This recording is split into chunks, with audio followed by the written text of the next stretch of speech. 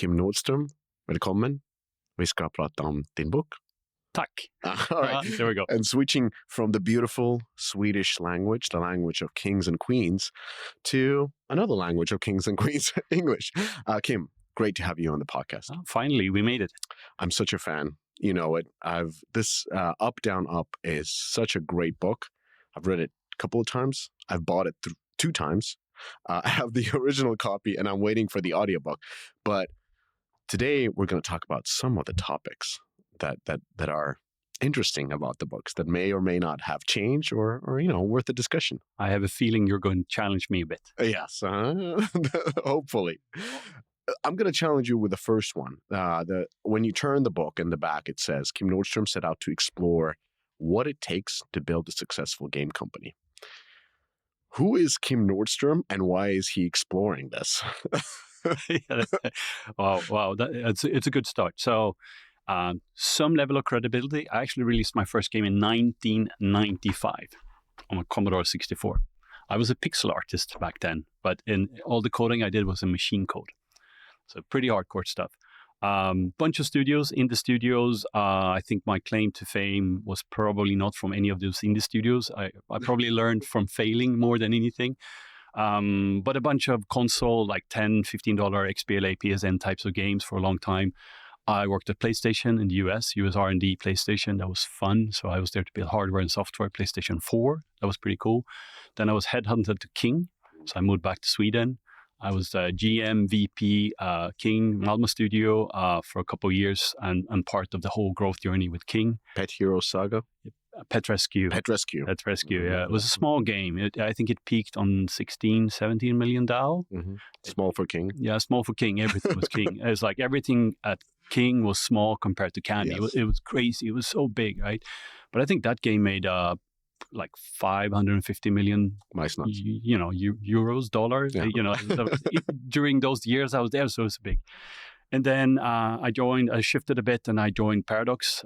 So I went from one public company, PlayStation, to King, where I was there through the IPO and the selling to Activision Blizzard. And then I joined Paradox just when they became a public company. But that I shifted towards business innovation. So I led a lot of transformational things, trying to get the company to do a lot of new things. And eventually got promoted to Chief Strategy Officer. That's very, a beautiful very title. Fancy, right? So being a studio guy my whole life, that was like, okay, I like this. But C-level in a public company, pretty respectful company and such a good company. Both companies, King and Paradox, I have so many good things to say. So the story of the book is I decided to take a leave. I was in a position where I could not work for a while and decided to do so. And decided to reflect a bit about my journey and started to think, like, when I joined King, it was a growth journey, like crazy in all aspects. And also that cost the company quite a bit. When I joined Paradox, it was a similar company, different but similar, but it also went through an enormous growth journey.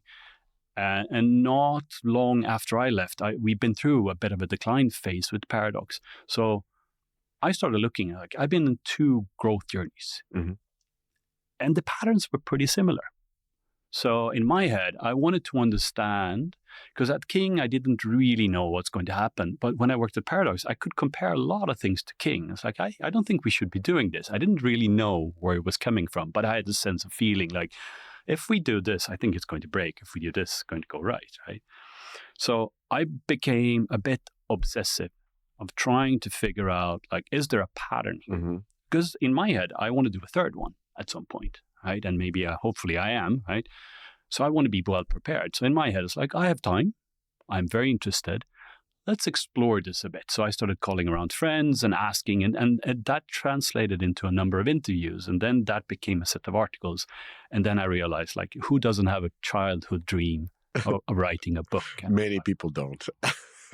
Yeah, are you sure? I think a lot of people do, but I think most of them don't in the end. So yeah, what makes Up, Down, Up such a unique book is that you have so many interesting, different people that you interview, and there's quote after quote after quote, and then it makes it an interesting and quite engaging of a read. I'll give you a bit of a secret. What I realized actually when writing the book was I realized that my credibility and my kind of claim to fame wasn't enough to actually write the book. Mm-hmm. And I wanted to learn. So when I started interviewing people, that was for me tapping into wisdom. Because as a guy who's writing a book, I wasn't looking to get some money or get hired or, I was nobody in their, line of organization. So I could ask some brutally hard questions to some very successful people. And for every interview, I learned so much. And what I also realized throughout, it was so much more compelling in a good way to explore the patterns of all these interviews. Mm-hmm. And the book got so much better, So it was, in the beginning, it was supposed to be like a Kim Says book. And that became pretty lame, pretty fast. But when I turned it to a book where, hold on, there's a pattern of all of these successful, also, a lot of them failed, then that became very, very interesting suddenly, and also much more useful. Yeah, exactly. So it's not like many of the books, Creativity Inc. or 0 to 1, or you name it, are usually, or, the hard things about hard things, like these quintessential management books are usually from the perspective of that superhero founder. Yes. And this one is the perspective of many. It's like your cathartic experience told by like 100 executives. So I was looking for patterns, right? Yeah. So that's after King and Paradox. I was like, what's the pattern here? What's the journey? What is it they all go through? So my book it was never about like, I'm going to expose a hidden truth that is out there that I'm going to find and tell everyone, like, this is what you're going to do. You're going to be the secret sauce. Exactly. This is the opposite. This is collective wisdom from hundreds something of the most successful people in the industry with a thought through process on who's who. So I've interviewed so many different people from so many different types of disciplines, aspects, backgrounds, just to get that multitude. And the goal of the book is collective wisdom. Yeah. Right? It's not the secret sauce. It's the opposite. If you follow this book, it will help you not to fail. It won't give you the complete recipe for success, but I guarantee you, if you do these things, it will help you. It's a book of what and why, but not how. Exactly. There's very little how in this book. Yeah. Right? So if you're the entrepreneur, the CEO or C-level, and you read this book, I guarantee that you will read it and have your company in mind, and it will give you, because you're going to take your own company view while reading it, and that will so you'll fill in all your problems, and the book starts giving you some level of recipes on like, think like this, this is what they did, and it worked really well for them. And not only a few of them, a lot of them. Yeah. So if you're not doing that, you should probably do some of that. All right. Last good things. I'm gonna say multiple good things, but last thing about your book, and that is what makes it, in my opinion, such a important part of your bookshelf, is the fact that you will return back to it and read about different stages, because in your career, you'll be going through different stages, or a part of a company that is going through different stages. And then you go back, you open up the book, and it's like, okay, are we still in a growth phase, or are we entering the mature phase? Like, what are the description? What are the other executives who went through this, or are the leaders, are the founders? What were they talking about? And that's why this book is so useful, because it's not read it once and you get it, but it's like you'll find yourself in these situations, and what these founders and executives are talking about is kind of always true, because there's so many different viewpoints. So a couple of things on that. First on, I think if no one knows anything about this book, the book is structured. So it's 4 phases. So you start in startup, then you go into growth, and there's mature and decline. And the thesis of the book is that any game company goes through these phases at one or, a few times. You only start in startup once, obviously. Yeah. But the other 3, a successful company will go in and out of these companies over time. I think the other thing is the book is written so there's no trends in it. It's supposed to be a timeless book. So as you said, like if you pick up this book when you start up, like you're an entrepreneur, you're a founder, then you probably only read that part of the book. Yeah. But then maybe 5 years later and you're in growth, or, you're even past growth. You're in a mature phase. You're not growing anymore. You pick up this book and you read another section of this book, right? And I think this is what I want from the book over time, is that it becomes one of those books. My dream would be it's a timeless book where people 10 years later go, you know what? This all still holds true, right? And then I'm going to be very happy. Yeah. And I tried hard to not make a book about trends, right? And I had a lot of people comes like, oh, you want to write a book about this? About AI? Like, yeah, or whatever. And it's like, yeah, that's great, but I don't want to write anything that is very specific right now. Yeah. That doesn't interest me. I want to figure out patterns. I want to see the bigger picture. And this book is about that. Well, you made it. Let's talk about some of the concepts you had in the book, or like larger, not a concept, not phases, because people can listen to the book or read it. But one of the aspects that I wanted to talk about first was culture. And culture is in many ways a cornerstone of this book. Like, it starts very deeply in it and always kind of refers back to it. I think it's important, like what is culture? I think it's important to start there. Like, I remember Saibo, CEO, has a description of a culture, but there's so many descriptions. What do you see as a culture?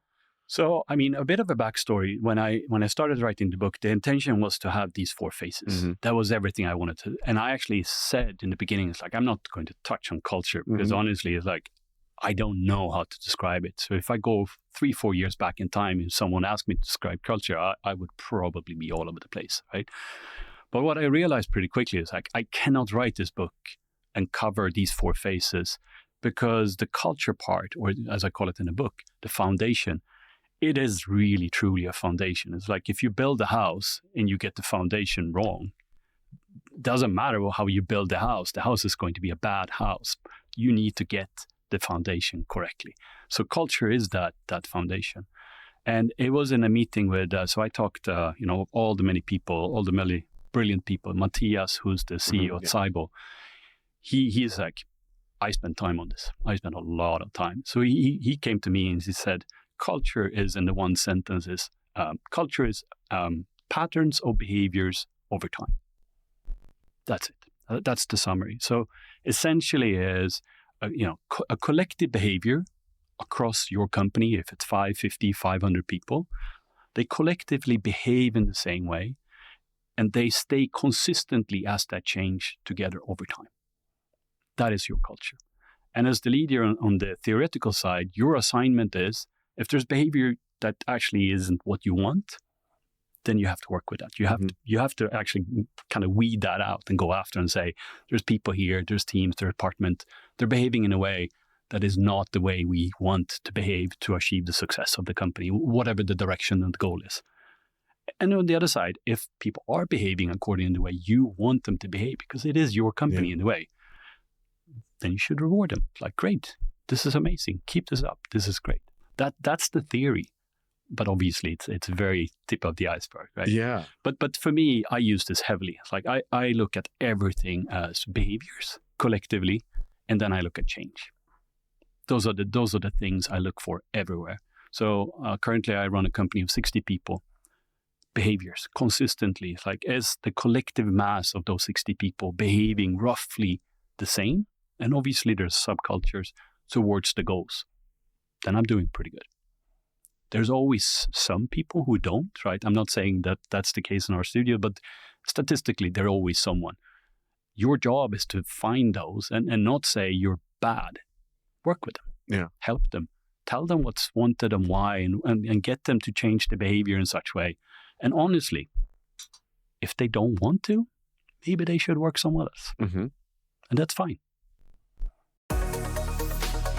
This podcast is brought to you by AppsFlyer. In today's digital world, understanding your app's journey from discovery to download is more than just insightful, it's essential.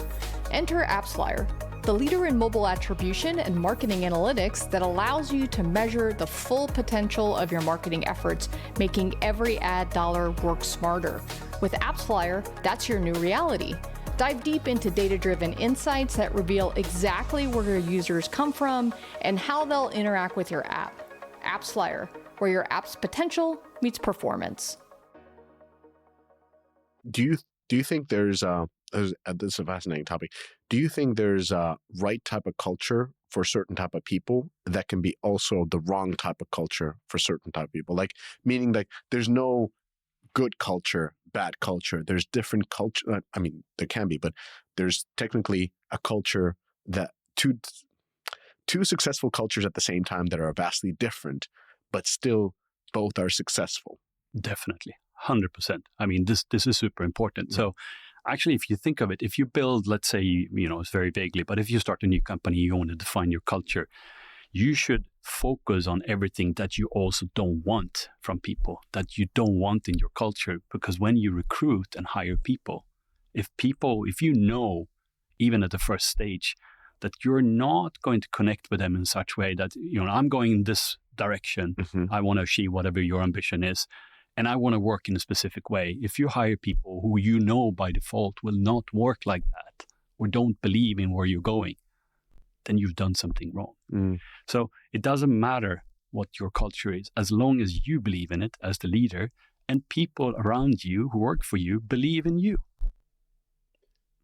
Then what the rest of the world is actually saying, obviously there's laws and ethical things and there's stuff that you shouldn't be doing, that it's terrible, but it's up to you. It's your company, right? So you are free to run it in more or less anyway. Again, going back to laws and ethical stuff, right? But as long as you know where you're going and you consistently deliver on, your behaviors, people around believe in you and they want to go where you go. I'm not saying, might sound a bit cultish. Yeah. I think that's fine. Yeah, to have and that's the point, because there's a lot of time, like I would talk to people from highly successful companies, tech companies, let's put it that way, like from the biggest, anyways, not naming names, and some of them would come out and say, "Oh yeah, that was a horrible, toxic culture," and I was like, because let's say they would work you for 80 hours a week, and it's like this and that. Like Elon Musk opens up constantly about the importance of hard work, and that for some people just sounds absolutely horrific, and then for the others sounds like a winning culture. NVIDIA had, I think, the same type of principles. I mean, I guess if you want to make it a bit abstract, like how do you measure what's good and bad culture, right? Because people have their, I have an opinion, you have an opinion, but if you actually try to put some type of measurement, I would go, if employees are happy in whatever way you measure that, an engagement survey or whatever that would be, and the company delivers results.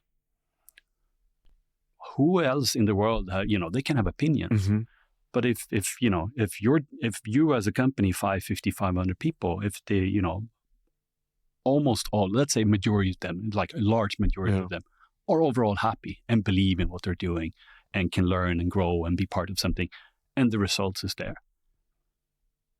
great, then continue, right? I think what's fascinating is always, and going back to the book, is that startup, growth, mature, and decline are so vastly different types of phases. And the culture often needs to adopt through these phases. And that's, for me, where I always see some of the problems where companies have to change. Because a company in startup and a company in growth behaves differently because, in startup, there's no revenue, there's no audience, there's no stakeholders. You don't need to deliver anything to anyone. You can work in complete silence of not saying a word to the world. When you're in growth, it's the opposite. It is about communicating and engaging with the players at the best way. And suddenly, before in startup, it was all about building the coolest stuff you can do. And growth is equally much about marketing and reaching and communicating and building a community, right? Completely different way of building, running, and leading a company. Yeah. The culture needs to adopt to that, right? So... And also the leadership needs to adopt that. Like, that's a very fascinating thing, because you have, a lot of people who you talk to started that company, and throughout even decades went from, leading small team to leading a larger team to leading, hundreds of people to leading thousands of people. Have you witnessed that type of a growth? And like, what can you talk about the growth of a leader that has to be essentially a totally different person throughout the company journey? Again, that's why the book is structured so according to these 4 phases. Each phase starts with a chapter that I call the characteristics of that phase, that tries to map out very high level what the difference is. But honestly, this is why the book is called Up, Down, Up, right? Because a first-time founder, if they do everything right, they go up, right? They go with growth, they achieve their dreams, they build their audience, their revenue, whatever stuff. But usually there's a lot of mistakes. Maybe they peak out, their leadership isn't enough, or whatever the stuff is, and they go down, right? It's the second up, or maybe the third up. That's where you get really, really, really big. So, and that pattern is fairly consistent, right? So, you can take a number of companies. Either the founders have done a journey or two before and learned from it. Then that's when they do the really, really big up. So that's why the book is called Up, Down, Up, is that my theory, there's patterns in it, is that to become really, really, really great and be the biggest of the biggest, you have to do a few downs because that's when you learn. Yes. Right? And to make it a bit more pragmatic, it is when you go through these phases. Yeah. Because, a leader is usually very good. Like the entrepreneurial model would be great, probably in startup and growth, might be terrible in mature and decline. Like there's a reason why usually the CFO becomes the CEO in a decline phase. Well, actually, I'm interested in talking about, now you referenced to something, and I have a note here about some of these articles that have been circulating during the last couple of months, which is this founder mode. And when I read, so the founder mode is it was like a little, not little. So Paul Graham, who's the founder of Y Combinator, he has, I would call it a blog, and then he sometimes writes these quite insightful write-ups. And in this one write-up, or an essay, he wrote about the founder mode. And in short, it was about the learnings from a founder and a CEO of Airbnb, Brian Chesky, who came to give a speech at Y Combinator. And the theme of Brian's talk, I'm going to explain this a little bit bigger. Of course, the founder mode, but for the listeners, so the theme of Brian's talk was that the conventional wisdom about how to run larger companies is mistaken. As Airbnb grew, well-meaning people advised him that he had to run the company in a certain way for its scale. Their advice could be optimistically summarized as hire good people and give them room to do their jobs. He followed this advice and the results were disastrous. So he had to figure out a better way on his own, which he did partly by studying how Steve Jobs ran Apple. So far, it seems to be working. Airbnb's free cash flow margin is now among the best in Silicon Valley. So this kind of a excerpt is from that blog post or that essay by Paul Graham.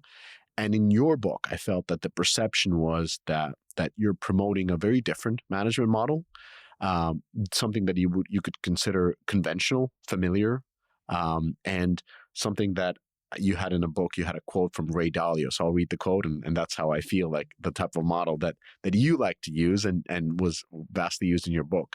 And Ray Dalio, who's a famous investor and a founder of one of the best hedge funds in the world, said, "Great managers orchestrate rather than do. Like conductors of an orchestra, they do not play instruments, but direct the people so that they can play beautifully together." So my question, long-winded question, do you see the contradiction between up, down, up and the founder mode? Actually, I don't. So a couple of things. First of all, I mean, the book is written in such way that I've seen all the patterns, right? So I have a perspective that is my own, and most of it resonates with the book. But if I run my company in my way, and sometimes I break my own book because I want to do certain things in a certain way, that's more about ownership. I think founder's mode for me is more about, as we talked about before, like same as culture. I don't think it really matters what model you use or what principles you set or where you go after, as long as you truly believe in how you want to do it and you believe in it, and people around you will follow you. And I'm not saying, there's a master and a slave, or it's just they believe in you and what you want to achieve. You point to something and they want to be part of it, and they believe you can get there. I mean, most of these things, I think founder's mode would work perfectly well. I would wonder about, scale over time.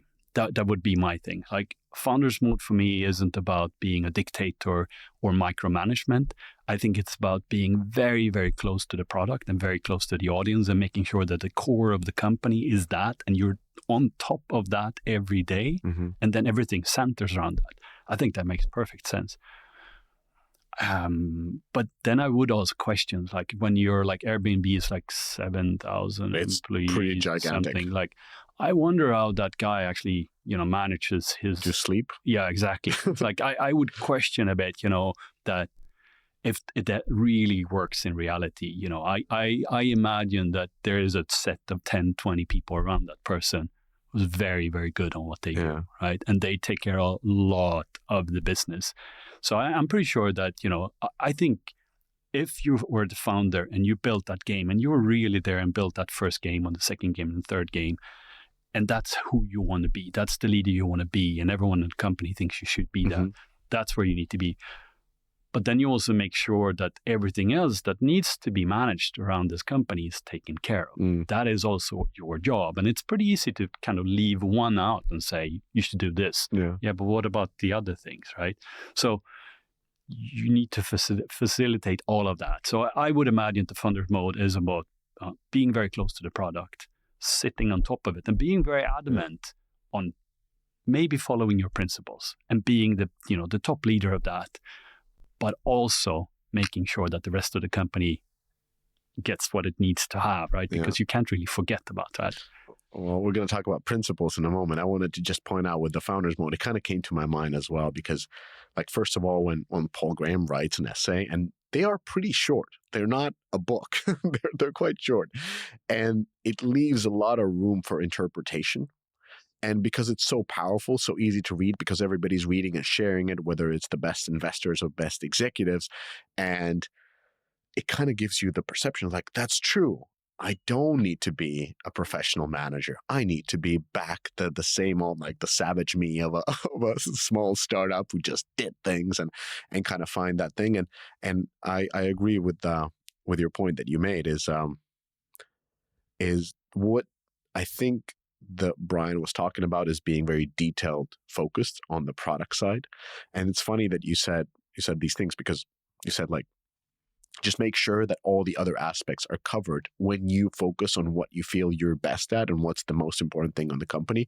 This is exactly how I get to work with some of the CEOs as well and founders, and they all work in so different ways. They're from different continents and they have different organizations.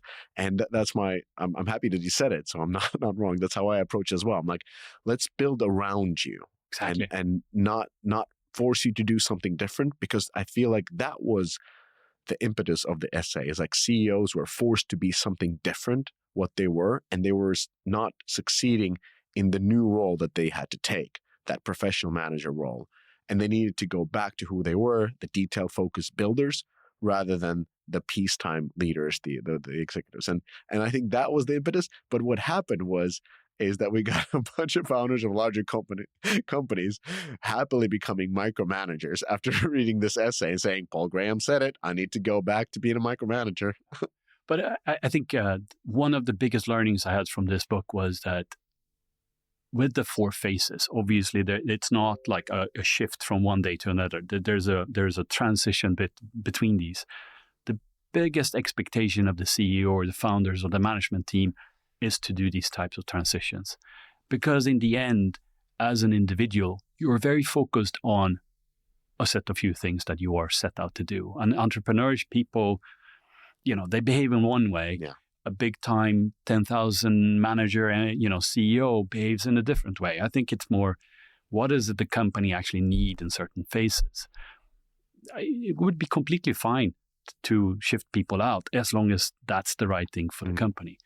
But if you're the CEO, let's say you're great at building that first game, and that becomes successful, and suddenly you're 500 people, and that game is now huge, and you have 200 people on it, and you loved it when it was a 10-people team, and you just want to build that game.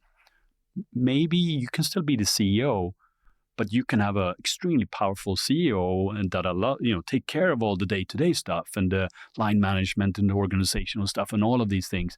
And then you could be the CEO, and it's like, I'm still the CEO. It's still I make the big shots and calls, but I'm actually sitting over here with this team and building this new game, because that's where I feel the most happy and also deliver the most value to the company. Yeah. Because that's what I started this company to do. Great, do that. But some people also go, no, actually, I want to learn. I want to transition. I want to be, I want to figure out what this and transition as the need of the company is. I think both are fine. It's just don't leave the other parts out. Yeah. Just don't expect them to be taken care of or neglect them. Yeah. That is your job too, to make sure they get taken care of in the end. Yeah. However you orchestrate it, you have to orchestrate it. Exactly. Kick-ass live ops need kick-ass tools. That's where Heroic Labs comes in. They just released a massive update to their Satori live ops platform. And having done my research, I can say with confidence that it's second to none. In a single product, you get everything you need, including event capture, player segmentation, feature flags, remote configuration, A/B testing, experimentation, live events calendar, messaging, retention graphing, analytics, and so much more. If you're serious about running live services in a game, get serious about the tools you use. Connect with Heroic Labs and make some serious cheese with your live ops. All right, I want to switch to another topic that he had in the book, which was around psychological safety and team dynamics. I wonder if we can play there was an interesting soundtrack you had from Ilkka, if we can play that one. From the audiobook. One of those, I would call them like enablers or foundations that has to be in place is psychological safety. And what I mean by that is that each member of a team, they feel completely safe to talk about anything in front of everybody else. But obviously, so much comes down to who's the leader of a team. In being very practical, what can the leader do to make the team psychologically safe? And I think the number one thing that the leader can do is to talk about her own mistakes, make herself vulnerable. I mean, that would be the very first thing I would do as a lead of the team. Because I mean, if you do so, then it makes it safe for everybody else as well. Yeah, I mean, so what's just a thing here? So any CEO like Ilkka, so he talks about psychological safety. Now I know it's one of the cornerstones on how they build teams within Supercell. For him and the closest people, this is immensely important because he has also experienced the other side of this where it didn't work. So for him, it's almost a personal thing. Like, we need to have this environment. Mm-hmm. I've seen the bad side when I get this wrong, and I feel personally responsible for it. So for him, it's hugely important thing to have psychology safety for the team to be able to speak up. And he's trying, and probably done so successfully over the time, to practice this because he believes fundamentally.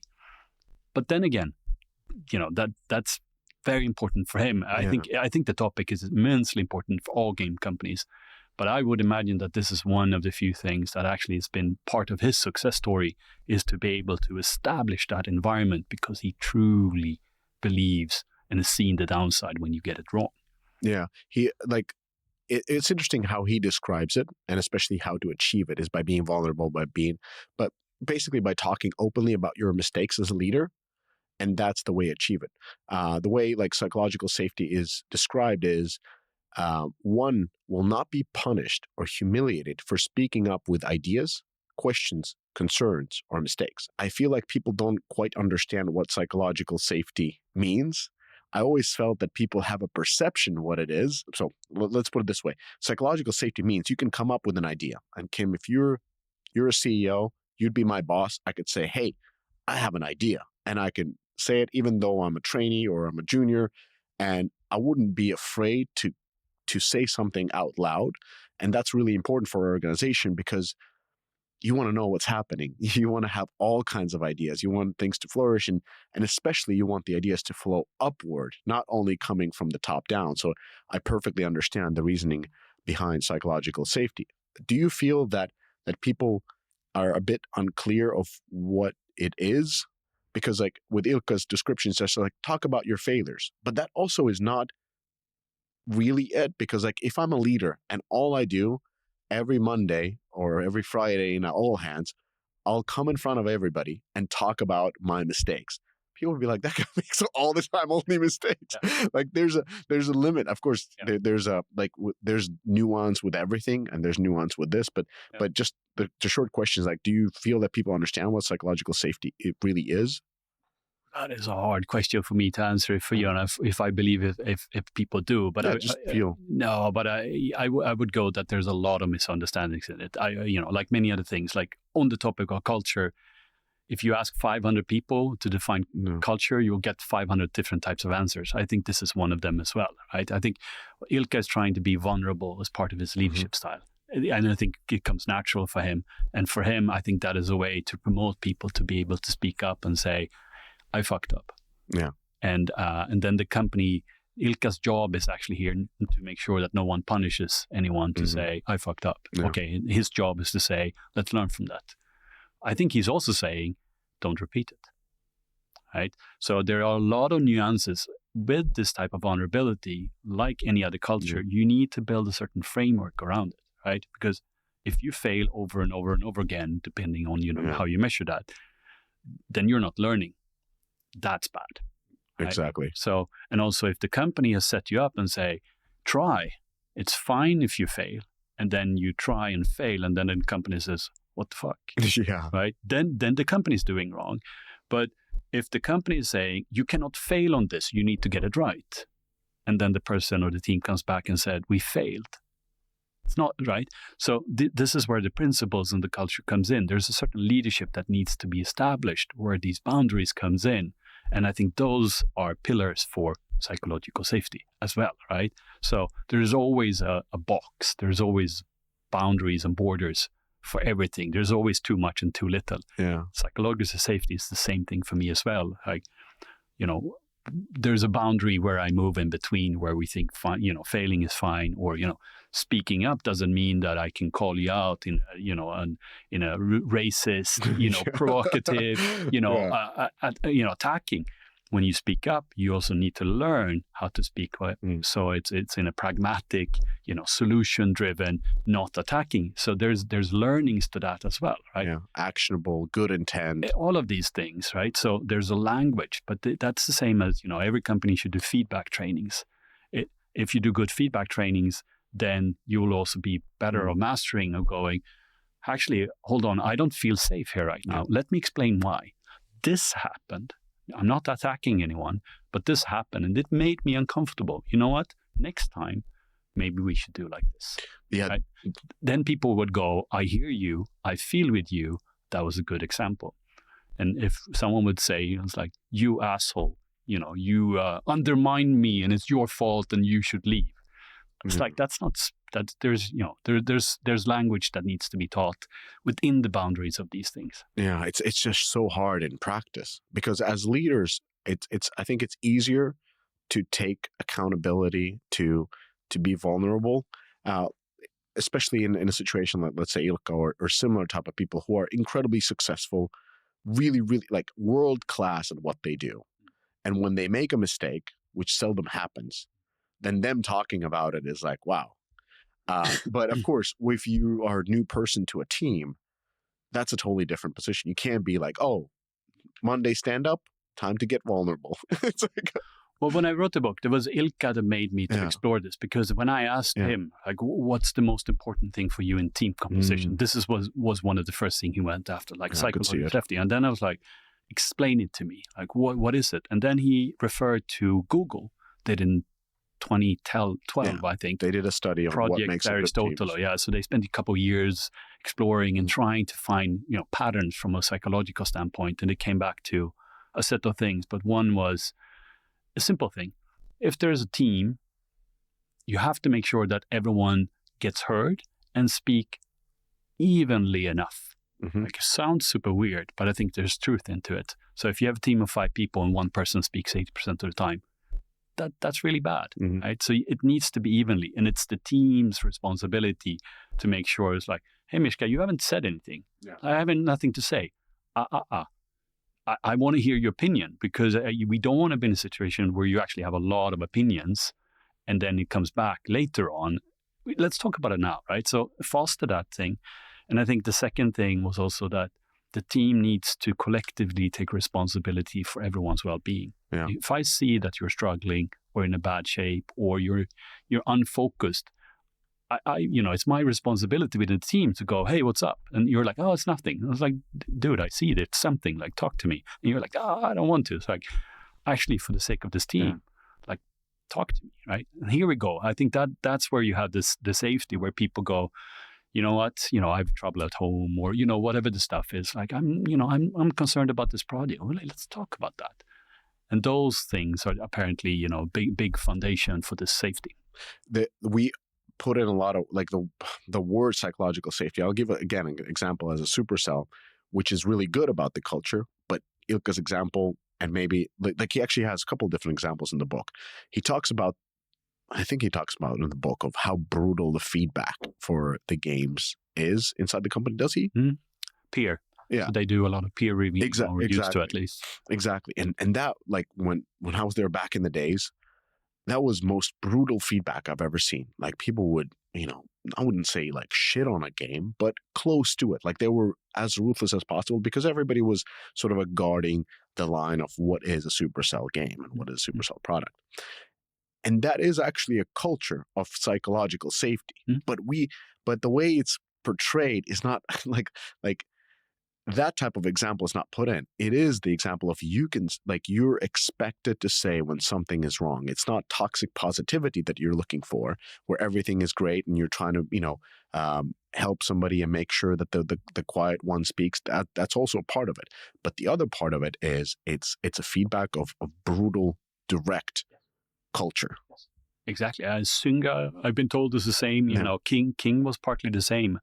But it's the thing. It's like there's a fine balance. Like, if you're going after someone just to go after them. Yeah, exactly. The job of the leadership is to weed that person out and go, hold on, this is not constructive. But if you see flaws and going, we can back this up with data or experience, saying, if you go this direction, probably going to be bad. So, you should have a plan for it, or I can help you. And if someone sees that happening over and over and over again, someone needs to step in and kind of help guiding. I think that's more constructive. But I think this is hard for a lot of people. And I think there's a lot of training. And this again, is part of culture. If you want to have that company culture where if I teach you to be brutally honest, and I know that, but it's done in such way, I don't feel attacked. It can benefit the company a lot if everyone does it. The problem becomes if it's company 20 people and 2 do it, and the other 18 hates it. Then those 2 people will eventually leave or get kicked out, because it goes back to patterns of behavior. The collective behavior is what's, and if you as a leader are happy with those behaviors and you think it will take you to the result and the success, that's what you should do, right? And I think for Supercell or Synga or King or a bunch of other companies, from a business standpoint, like, if you put the very smart people in the room and they're not allowed to voice their concern or opinion, I think that's a problem. So, I would like that, but that's up for anyone. Like, whoever runs the company, they should do it in whatever the way they think will take them to that success. Yeah. Netflix book is definitely really good on that aspect. The No Rules shows really interesting examples of how juniors are being, like, thanked in the meetings for challenging the VPs, and that's a pretty unique element of a culture. Regarding culture, I wanted to listen to one more sound piece and ask you after that. So, can we listen to the sound piece with Christian Segerström? Culture is fundamentally made up by actions, not words. What matters is what people do, and do they do it so consistently that it becomes what they expect other people to do as well. And it's that doing and expectation of doing which is culture. And the ultimate aim, however, like in my career, I guess what I've always been pretty obsessed with is this, how teams work together and how you get to that place where the actions that people take are fundamentally in the interest, if you like, of the project, of each other, of a happy workplace, of a productive workplace, and ultimately a successful product. Yeah, Christian Segerström. So for those who are maybe unfamiliar, kind of founder of Glue, the 2 parts that came together, founder of Playfish that was acquired by EA, and then not founder, but the executive director and CEO of Super Evil Megacorp. Yeah. An early investor in Supercell, and I think he was very present with Ilkka and the founding team in the early days of Supercell. He was very active. I remember him. I have some memories as well. And I have an interesting question about that one. And is the only way to change the culture by changing management or the leader? So I think it starts there. That's the evidence I got from the book, because I wasn't sure before I started writing the book. But for me, I think culture starts top down, which I think some people find controversial. But leadership needs to somewhere come from people who you believe in. If your company 100 people, maybe there is a set of official leaders, influencers that people follow. There's always a set of unofficial leaders as well. If they're aligned and they go after, a certain direction that is not giving the result for whatever reason, or it gets poisonous or something, either they need to change or they need to leave, right? For the sake of the company. It might sound very brutal. Yeah. So, and people follow people.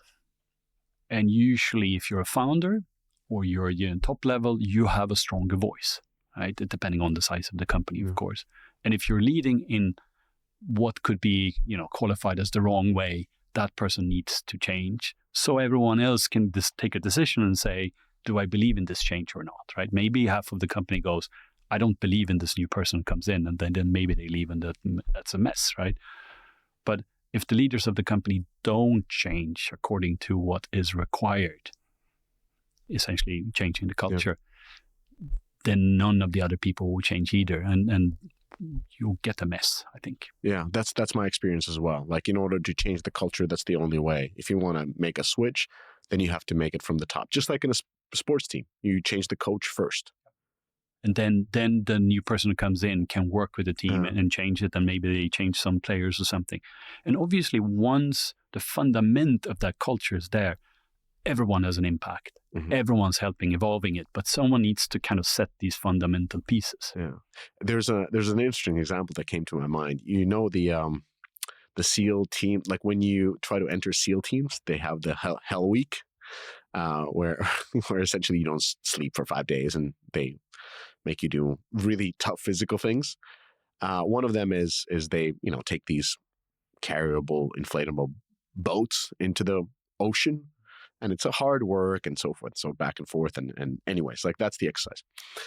And then the last team who's able to take the boat to the ocean and go through some buoy and come back, has to do an extra round. And so they get punished.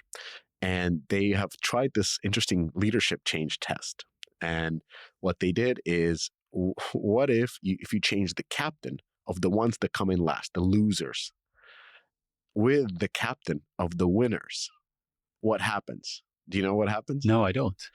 So the losers become the number 2, and the winners still win despite having the worst captain now, considered the worst captain. So winners keep winning, but the losers become significantly better with one change of the team, and that is the change of the leader. But that makes sense for me. So if I would take that and then I would apply it on a game team, I would say as long as that team stays the same, right?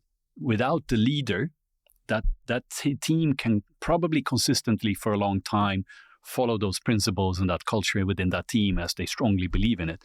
But if you would double the size of that team, then they have to teach the new people, and that's they've been students, and probably they can be teachers, but can they be as good? What if you 4-double that team? Or 10-double that team? Then it's watered down. Watered down, right? So it's the change over time. And go back to you, Matthias, like, patterns, behaviors, patterns, culture is pattern, I can't say it now. Patterns of behaviors over time. There we go, right? The over time is the important part here. As the company changes, and goes back to the book with the 4 phases. Every phase requires a change. Yeah. So it's the over time that I think is the tricky part, right? And that's why also, like in the book, side topic is when people start hiring a lot of people. That's where I pull out the huge warning flags. Because if you haven't had that SEAL training and really like gelled every piece of it and know how to get that well-functioned team that truly believes in what they do, how are you going to scale that? That leads me to another question that I have here, is like one of the elements that you talk a lot about is the principles and values, and many of the leaders that you interviewed emphasize very strong guiding principles. And I've read the book twice, So the first time I was very inspired by everything. And the second time you're always like more critical because you're like thinking about, you've gained more experience and you're trying to find what it, like the nuances and what is being told. And the perception that I got of the first time is that only like the very successful people are interviewed. And that creates a survivor bias in a way that these are the people, these are the leaders that have taken like, oh, I'm the CEO of Supercell. We're making billions of dollars and we're scaling now from 300 to 500, from 500 to 1,000, from 1,000 to 3,000.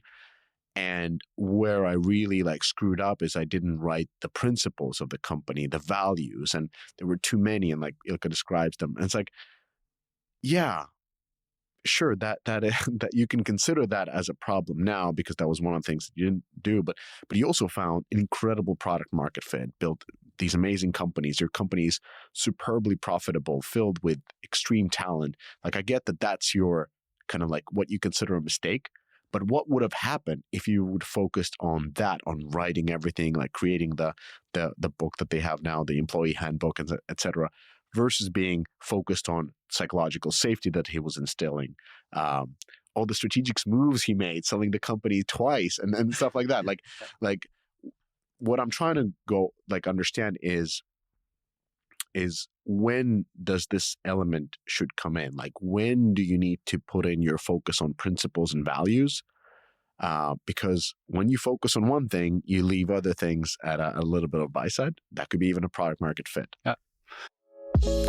Step into the future of game monetization with Xsolla, the premier partner for game developers seeking to expand their reach and revenue.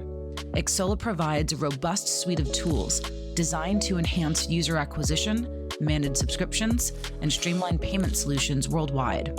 Unlock new markets and maximize profitability through their customized, secure payment architecture and dedicated support team.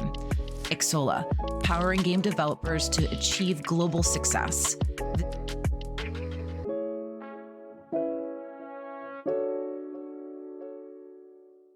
Chicken and the egg. Exactly. Like exactly. which one comes first? So exactly. So I think a couple of things. I mean, the diplomatic answer is always a balance, right? You know, so I'm not saying it needs to be in between or anything. I think again, just my simple answer to take away, heat from me, Yeah. is that it all depends on who you are as a leader, right? Yes. So, whatever is important for you when you start your company, you run your company, you should go after that, and you feel confident and get backed up and run with what you're good and skilled on, all of these kind of things. With that said, I think going back to the up, down, up. Mm-hmm. I would encourage people who is doing things for the first time, essentially not really knowing what they're doing, to first, surround yourself with people who know. But I would try out a lot of things with, a big possibility that you'll fail and learn. Mm-hmm. So, I'm not a huge fan of the fail fast kind of thing, but that's essentially what I'm saying. Lean startup. So I think you should spend a lot of time trying to figure out what type of company you want to build and why, and all of these things. But if you never built a company, you never built a game, you've never done any of these things, but for some reason you're compelled to do it, I would probably say just dive in, but be very prepared to pivot and learn and iterate and so on, and go through a lot of grit and fail a lot, Mm-hmm. because you have to learn. If there is a more experienced, let's call it an older person who's done this a couple of times, then I would probably go, dude, you've done this a couple of times. Like, you should probably sit down and think. It's like, no, I'm just going to build the next thing. It's like, I would really encourage you to try to formulate who you are, why you're doing this, what do you stand for, and so on, and get it right? Because in the end, most of these things is a factor of Mm-hmm. timing. People talk about luck. I always try to get the conversation to be about timing instead. So if you haven't done anything, first time you do anything, doesn't matter what it is, your ability to actually evaluate the situation is by default low. Mm-hmm. Right? You might be the smartest person in the world or whatever, the luckiest, but your probability is still low. It isn't until you've done something many, many, many times, the 10,000 rule or whatever you want to call it. Yeah. Then you have an understanding where you like, I can predict my own probability or predict my prediction. That's where I think that you should invest. But then timing is the thing. Mm. If you do everything right of a company, you build the best game and the best culture and the best people, but you're still going into what people would say a red ocean market. There's like, no, that's the most crowded and no one would ever, because marketing is just going to be silly expensive and you don't have the money. Then you're doomed anyway. So timing is always going to be these things. But young, iterate, fail fast with the intention to learn and probability for failure, and build up that wisdom. And the more senior, again, up, down, up, I would encourage people to just like, take the time, right? Take this and spend the time. Like, I want to do a startup. Well, that's not the reason you should do a startup. You should figure out what's in the startup and why is it so important if you've done it for the fourth time, fifth time, sixth time. Yeah. Or even second time. So yeah, exactly. I mean, the first is the most brutal, and all the experience say so, and I think everyone will witness to it, right? But it's humans. Like, we like to have, everything is relative, so we compare. So when I run studios and I talk to studios, I look at everything like there's a firsts. So a studio who's never shipped anything, where the teams never work together, everything is a first. The job is almost to get it over to the finishing line so we can start calling it second. Yeah. Because that's when you've done one loop, right? And obviously you have to quantify like, well, what's the risk level and how cost and time and all of these things. But I prefer to push fast so we get into, we've done this once. Because then everyone in the team can relate to it. And then suddenly the conversation is so much easier because we can go, what did we do last time? Was that good or bad? Yeah. We can learn from that. First time you do something, everyone's all over the place. So True. Time becomes a huge factor. So if someone says like, let's make a game in 3 years, I'd be a guy like, can you do it in 12 months? And they're like, no, we can't. Of course you can.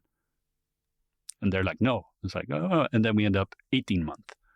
And after 12 months, they go, oh, right, I get it, right. That was good that we pushed forward because we thought we were going to build certain things in a certain way, and that was bad. Yeah. Now we know.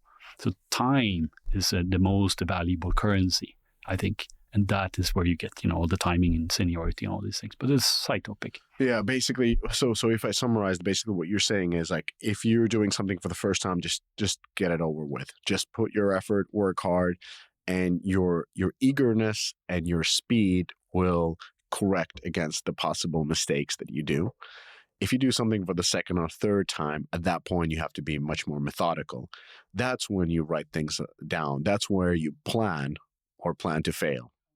I mean, if you want to simplify it, I mean, I expect you to be smarter over time, learning from the stuff you've done, right? So in the beginning, I would expect myself, if something I've never done, I would expect me to fail on it. Yeah. But, with wisdom being older, my expectations is that you should be able to be smarter, more tactical, more wiser about decisions. Huh. It's crazy because like when I reflect, because like I didn't even reflect when I was thinking about this, but when I reflect now, it's like this is exactly how I approach a lot of like new business ventures. Is like, oh, no, I get it. We're both excited. Let's just spend a weekend together and plan everything. Let's spend time. Let's do all the plans. And then after that one, it's like, I still like you, but we're not aligned on what we really want to have and how we really see this going. That's why there's no point in continuing forward, because our goals would be different and the company would be disjointed. Yeah. And like, I guess that's called maturity, where previously it would be like, fuck yes, let's go. No, but I think also when you jump into it, especially if you do it with a founding team that you don't know each other. Tell me about it. Yeah. Oh, well, right? And a lot of people will relate to it. So you want to know, in the book, I call it like, look at it as a marriage. Yeah. It's like, I think I even write like, are you dating to get laid or are you dating to get married? Like, if you want to build a company, you have to date to get married. Yeah. And how do you do that? Like, find a partner. Yeah. And spend a lot of time. Yeah. And learn how to get to know each other. And there's ways to do that. Or do an arranged marriage. That works. That's for the next podcast. Yeah. Not with me, by the way. But okay, so we talked a lot about the culture, and all the elements of it. I wanted to just cover another topic that I think is really important in the book, and that is the end of a growth phase and start of maturity phase. And I'll read a quote from you, and it says, "The first clue that a company has peaked often comes with hubris.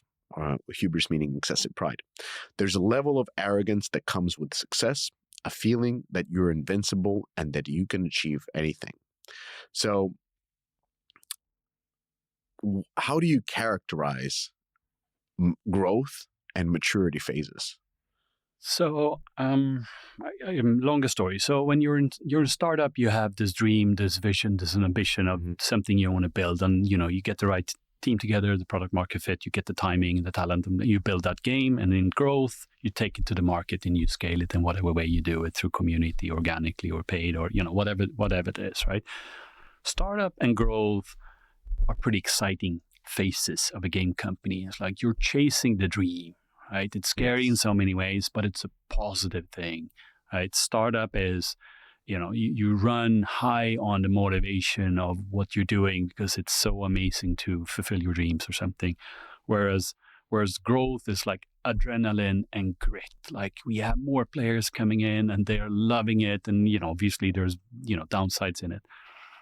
But end of growth and into mature, usually simplistic, I usually say like, whatever you used to do so well before, that used to work so well, is now not working anymore. Like, the growth that you got from all the effort and machinery you put into it isn't really working. There's a peak in your game, your games, your portfolio or something. As a company, there's no immediate growth anymore. And this is one of the hardest shifts I've seen for leaders, because you've been in this positive growth. It's a fun period. And no one wants to hear someone say, dude, you peaked. Like this is how big as you get. Mm-hmm. If you're very successful, you have this, grit of, this drive to get there. Usually those people don't accept this. They're like, no. Next release is going to fix it. Mm-hmm. And it's like, oh, but it didn't work. Like, no, but the next one, now we got it, right? Mm-hmm. So the common pattern is that they try to look for the silver bullet. Like, no, it's just a period, right? Whereas people who are not as emotionally connected to the journey could come in. I do, with some companies, I call it the brutal facts sessions. Like, it's an endless PowerPointing. They hate it, but it's just pointing to the facts. Like here. There's no growth, guys. So, and for the leader and the founders and the CEO to accept the reality of that, the growing this product is probably going to be too costful, time, money, marketing spend, and maybe too distraction and focus, because you want to serve players in the end of the game, middle of the game. You want to build new games. What do you want to do, right? You can't do it all. Mm-hmm. So it's just too painful for most people to realize, especially if this enormously potentially successful journey, to then go into, oh crap, now what? And very few leaders plan for the peak. I think I would even say that they're kind of, I don't know this, but I would imagine that the VC playbook is like, don't plan for the peak, just grow. I don't know this, right? My learnings from the book is that you want to stay in growth for as long as possible, but you got to keep it real as well. And there will be a peak. Every company peaks at some point. And maybe you shouldn't pay too much attention to its growth is the thing, but you got to stay realistic. And this is immensely hard. This is my learning from the book, and everyone interviewed and all the CEOs and management team I've coached is that this is the hardest shift of the 4 phases. For go from mature to decline, you're already in that mindset. Like, this is probably, this can go wrong. I accepted that it can go wrong. Yeah. But startup into growth is super exciting. But from growth to mature is definitely hardest shift. And what happens is that there is a sense that we talked about the word hubris. Right? I'm successful. We are going to continue to grow. Yeah, but the data point doesn't support it. We are going to grow. Yeah, but dude, reality, right? So this is a super hard shift. Yeah, and despite the growth, like you could get a 1-year growth, but you're still much smaller than when you peaked. And it could be years that the CEOs are thinking that they're still in the growth phase, or the growth is just around the corner. Yeah, exactly. And so that's for me the naivety of the leadership. And it is a very, very hard shift. You know, I said before, it's like the hardest thing for the CEO and the leadership is to transform the leadership through these phases. And this is the hardest one. So I don't think we should, make it too brutal, because it is very, very hard. But the longer the time it takes for them to accept that there's a certain reality, that they probably need to change a certain behavior in their leadership, they have to approach this in a different way. The longer they get to that realization, the bigger the risk is that the company actually peaks and goes into decline. And if the leadership of the company is still searching for a silver bullet, whereas the data is just falling down, then you're in really, really a bad point. Because operationally, growth mode means you're starting new things, you're investing a lot into new things, and things are going upward, and you can do that. Everything is around growth of revenue.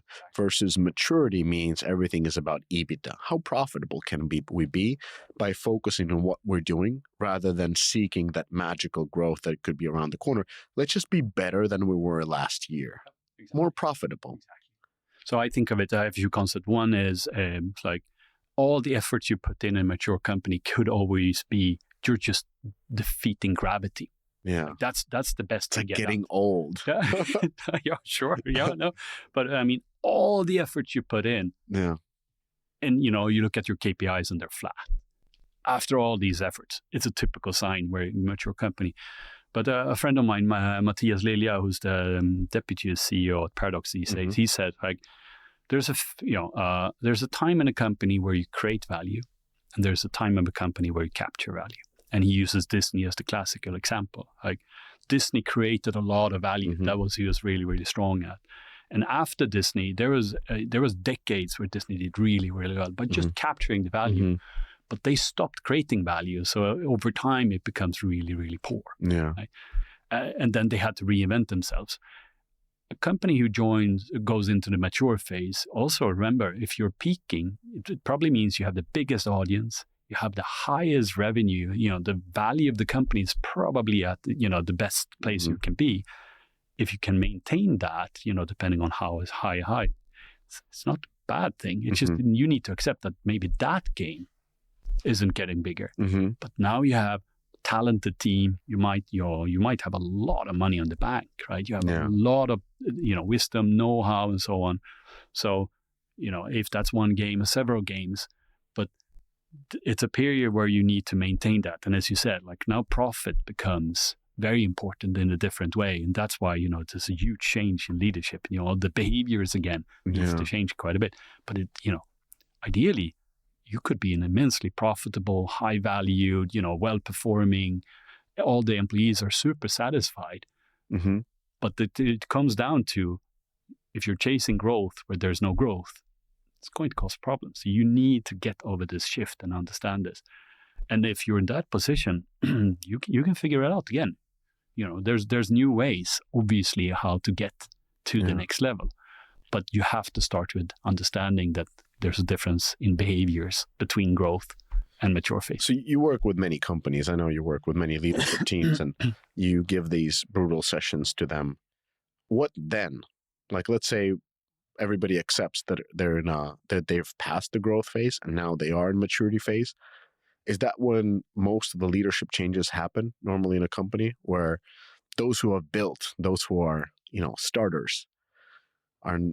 I wouldn't say that necessarily is about changing the leadership. It do happen quite often that you might have the right people, but they could be in the wrong positions. Yeah. Because in growth, there's a certain behavior and dynamics within the team to get a certain speed and moment and pacing.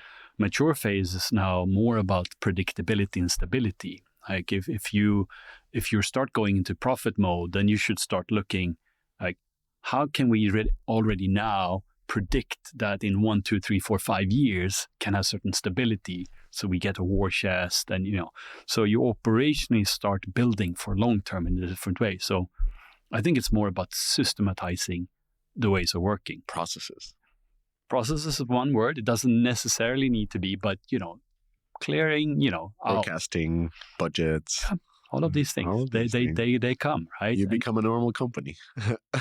a mature company. Yeah.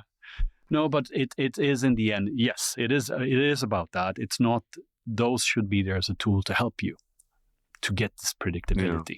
So it, again, just very different from the growth phase or the startup phase. That's fascinating. I wanted to listen to at least one of the audio clips that we had. One is with Lars, so CEO and founder of Embracer, the company that has went through a lot.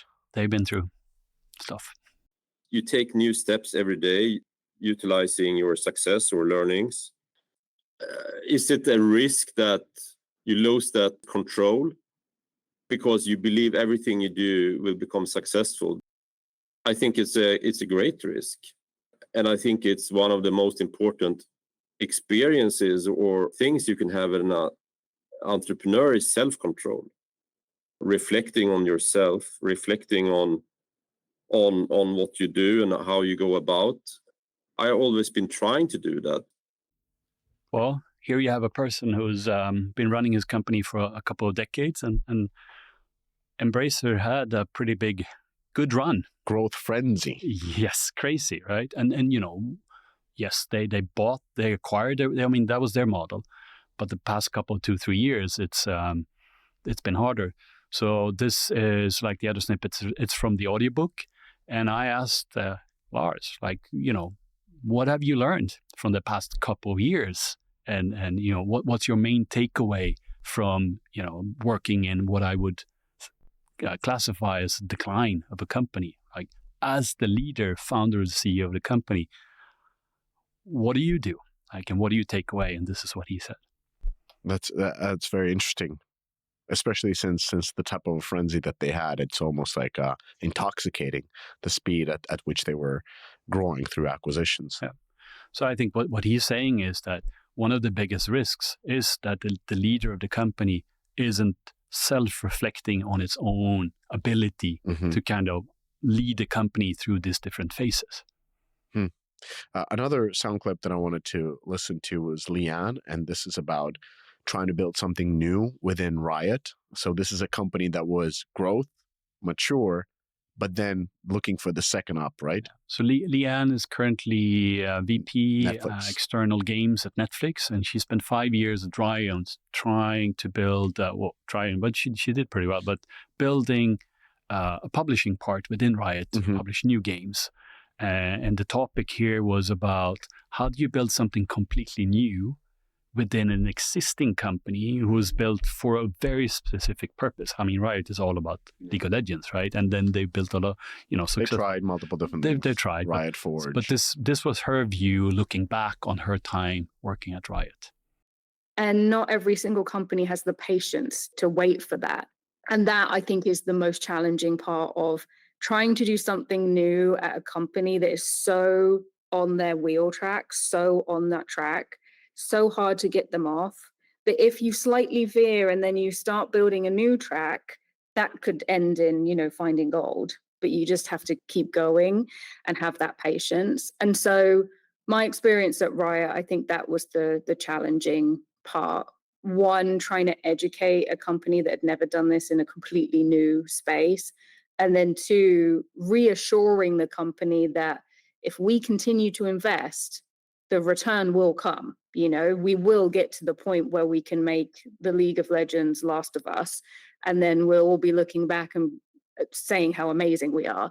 But that's going to take a few iterations to get there. And if the company's not willing to do that, then that's a challenge. So in the book, I have a chapter that I called Deep Wheel Tracks. And my metaphor is that if you drive a car back and forth on the road, and using exactly the same road, eventually the wheel tracks gets deeper and deeper and deeper, and you actually don't need to steer. Like the car will follow these wheel tracks. And my metaphor is that the game company is the same. Like once you perfect the type of game you do and you work with the same type of game with the same genre towards the same audience, you perfect it. You become very, very good, and people can do it so well. And it's great. You should do that. But once a company suddenly needs to start building something completely new, and you take this car and you want to turn right somewhere, the car is still going to continue to go forward, even if you're trying to turn right or left, it's just still going to continue forward because the wheel tracks are just so deep.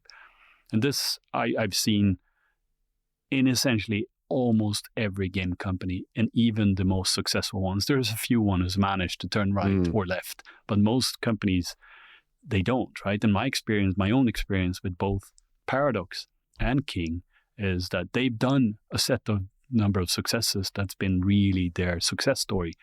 And they try to build many, many, many other types of game. I mean, I was there to try to build completely new stuff of games. But what comes back is the wheel tracks, the core business. That's the one where they still maintain success. Because in the end, everything in that company, from the top of the leadership, all the mentalities, all the principles, all the ways of working, from every single person, from the most junior to the CEO, is built around building those types of games. And whenever you want to build something new, they have to change so much. Yeah. And that's just so hard for most people. Yeah. And I work with some of the teams that are, trying to do something new in existing organization. I don't know what you feel about this, but I try to help them to find the sort of milestones, the wins that they can show off. Because in that Leon's quote, she's looking for the organization to commit to finding something new. But that doesn't happen that way. We know that leadership changes, time changes. There are good times, there are tougher times. And the first thing that you're going to cut is something that is, that we don't know. It's different. And we don't know if it's even going in the right direction. So I always focus on with the team is like, what are the wins that we can get that clearly show that we're making progress, rather than saying, hey, company, you commit to us for years and years, and in the end, we will deliver, but you just have to believe. I find that such a raw deal. And like, what if not? Then it's my head on the block, not yours. I mean, you will be gone, but so will I, because I believed in you and you didn't show me anything during this time. It boils down to it. So this is the classic innovator's dilemma. Yeah. Right. So I had an opportunity to discuss with Justin Waldron, who's one of the co-founders of Zynga, right? And I asked him about the story, like the inside story about Zynga and mobile. And he's like, we invested a lot into mobile very early. And they did pretty well. But at the end of the day, if they just look at revenue, like mobile was a few percentage compared to the Facebook. And they put even more people into mobile, if I can remember correctly, than on Facebook side. And eventually what happened was that it just didn't take off. And it goes back to timing, I think. Like, it just didn't take off. So in the end, the leadership just like, why are we spending time with this mobile stuff, right? I mean, we have an immensely engaged audience on the Facebook side, right? And it's the Kodak story and so on and so on. So I think it boils down to like and this is what Leanne is saying, like if you actually consistently over time stay on something, you will get it. But it is a business risk. I mean, at Paradox, it was very simple. It's like, should we build something new or should we build a DLC for the next game? Like, we know exactly how to build it, and we know the audience will love it in most cases, and it's going to be great. And it's really, a company's done it for 20 years and can probably do it for 20 more years. They're going to take the next DLC, right? Of course. In many cases, right? It's the same way. But there might be the Kodak scenario, right? Kodak actually built the first digital camera. Yeah. But since they made most money on selling films to existing cameras, it was discontinued, right? Eventually it will come back and hit that. And it always looks from the outside like it came out of nowhere, but it never, ever is. And most of these companies have seen it and invested into it and decided to, probably not for us. And then eventually. And I think over time now that gets faster and faster and faster. But the story comes back over and over again. Yeah. It's just a challenging conversation of that. Like, because we know that the companies can find a second win. They can find a growth. Like Facebook or Meta is probably the best examples of that, where it feels like almost like an infinite growth. But if you start zooming in, it feels like there's a lot of ups. Overall, a lot of downs, I mean, and then overall big up. But the downs are pretty significant. There's huge risk. But I think also in the end, like, if I built a company, I will take Paradox again as an example, with Fred being there for 20 years, the CEO. He knows every bits and piece of the types of games, and he enjoys them so much. Yeah. Like so in tune with the company and the product and the audience and everything and know so much about it. He would love to do a lot of other things, but in the end, this is his safety. You know, he goes back to this, right? And I think a lot of companies do. It's like they built it around something that made them very, very, very successful. And now you're going to do it again. It's a hard ask when you've done something so successful to go back and start small and rethink and find that passion again and commit on the equal level. It's very hard ask. Paradox just did it, by the way. They just closed down, like not just, but like a year ago, they closed down a bunch of different games they tried to do that were very different of what they were doing before. And there was that hubris apparently that came again, where they're like, you know what? I think we can do a simulation game. I think we can do this. And then only 2 years after realize, like, no, it's Crusaders King. Yeah. Crusader Kings. Yeah. And Hearts of Iron have been around for not a decade, but almost a decade, and it's twice as big and concurrent player today that it was when it launched. Exactly. I mean, Paradox again, you know, like it's not for lack of trying. They've invested heavily into these, and it's not that they give them 6 months. You know, years. I mean, these games usually takes 5 years to build, so it's a pretty heavy, you know, investment. And they also reckon that some of these will not pay off. But if someone would break down 20 years of history of which games that actually made it, it's not easy, you know, it is super easy to say exactly which games are going to be the biggest one. And it is the grand strategy games, right? And I think you'll see that pattern in most companies, like King, casual games, like, you know, what other games did they actually successfully build in comparison, right? It's hard. And I think you could go at almost all game companies in the world, and you'll find experts in one type of game, and it's so immensely hard to break outside of that. And so your takeaway is just focus on your strengths. Yeah, exactly. That's it. That's it. I mean, it's simple in theory. Yeah. But I have a chapter in the book people hate when I come, and it's like, what should we do? It's like, build the same game again. Yeah. Like, if you want to be best at something, you have to do it over and over again. Like, everyone in sports would do this, you know, in a heartbeat. Like, what does it take? You have to do it over and over and over and over again. And every variation will obviously, there's a lot of creativity, innovation within that boundary. Yeah. But it's a creative-driven industry, and everyone's dreaming about the next big thing, and they want to try something else, and that's completely fine. But the risk for a company is immense. So if you want to build a long-term successful game company, you know, build up that muscle, become the best at something, and then become even better at it. And then that's how you also protect yourself from everyone else. But then there's companies like Epic. So there are outliers, right? I mean, that people would point out is like, well, look, if they would have been focusing on engine, there would be like nothing. Yeah. But you know, there's like, I don't know, 3, 4, 5 of these companies in the world has successfully managed to actually shift genre, shift business model, shift audience, shift platform. It's like, it is Supercell, Epic, Blizzard. You know, there's a few more of them, depending on how you measure it. But most other, you know, even the most successful companies outside of that don't. They build within a genre on a specific platform towards an audience that is more than enough. I have The Sims as an example in the book, right? They've done tremendously. Right? Sims 4 is the biggest of all of them, and it's still growing, and now they're building the 5th one. It's going to be awesome. But they're not building a shooter for mobile, right? They would. I don't think, you know, I wouldn't recommend it. If I was the one leading it, I wouldn't do it, right? I mean, it depends on who, you know. Then I would have them to build this types of game because they're best in the world at it. Yeah. You're like a conservative advisor, because you come in and like, you know what I'm going to say because it makes sense. Yeah. But people want to hear like, hey, let's go. Let's party.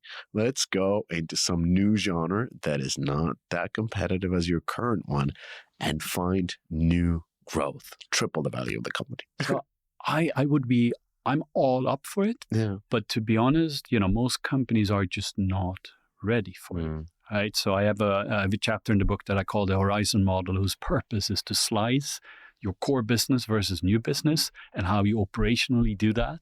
And, you know, how you put a company in a position where it can build something new.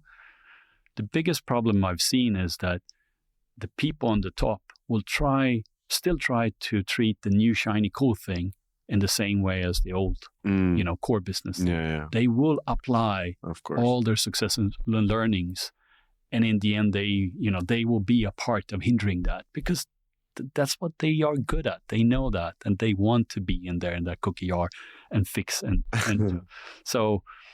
Of course, it can be done, but it is a tremendous ask of leaders who's been successful to change their behaviors. Yeah. Well, Kim, you've talked to 100 different super successful leaders who went through hard times, who found success, who had their ups, who had their downs.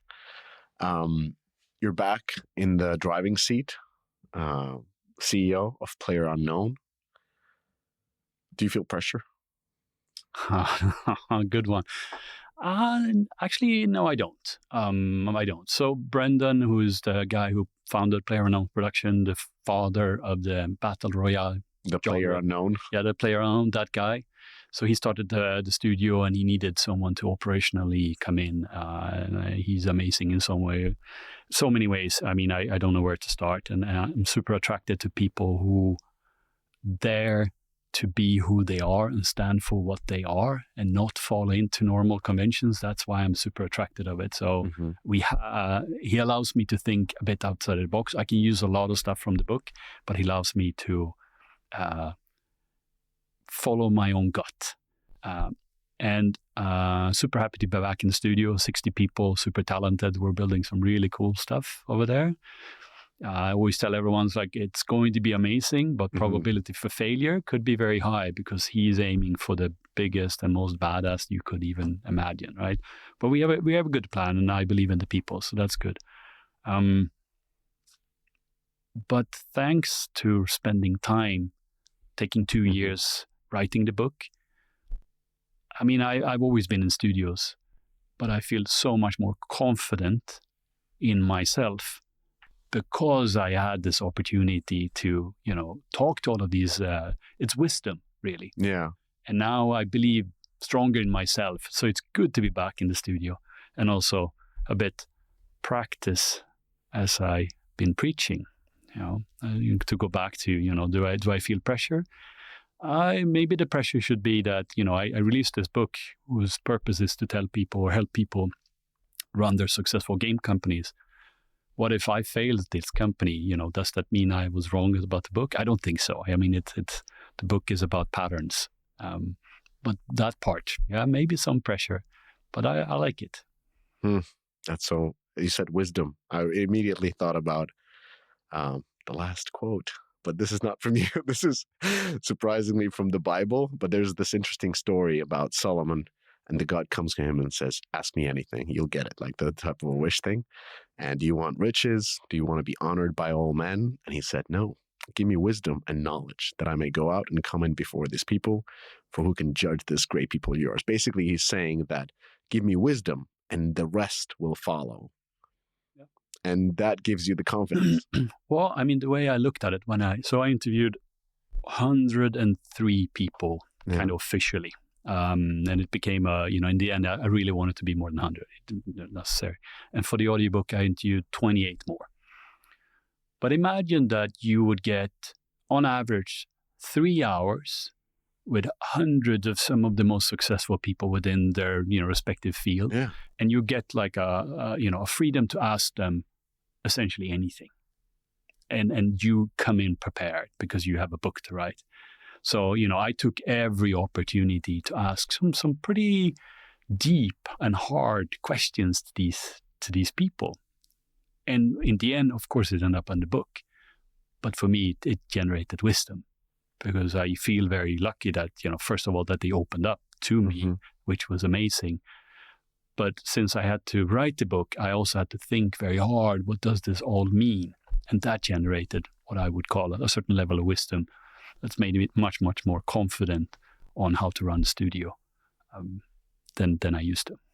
Well, amazing. Can't wait to play what PlayerUnknown makes. Can't wait to listen to the audiobook that should be launched at the time of this podcast. And just have to thank you once again for writing this book. It's a powerful book. It's something that I will keep going back to, because you always learn new things and you always realize the wrong things that you've done by reading this book and understanding that you're not the first to make this mistake. So thank you, Kim. Well, thank you. You did it. You made it to the end of the episode. As a fan of the show, it would help us out if you'd subscribe and leave us a review on the podcast service of your choice. Those stars and likes, while a small action on your part, mean a lot to us and help to grow the show. More importantly, are you a member of the Deconstructor of Fun Slack group? If you have 5 years or more of games industry experience, go to deconstructoroffun.com/Slack and apply to join. Join the games industry best professional community filled with peers always willing to lend a hand, or subscribe to our newsletter to get all the latest insights from the Deconstructor of Fun content creators. Thanks for listening.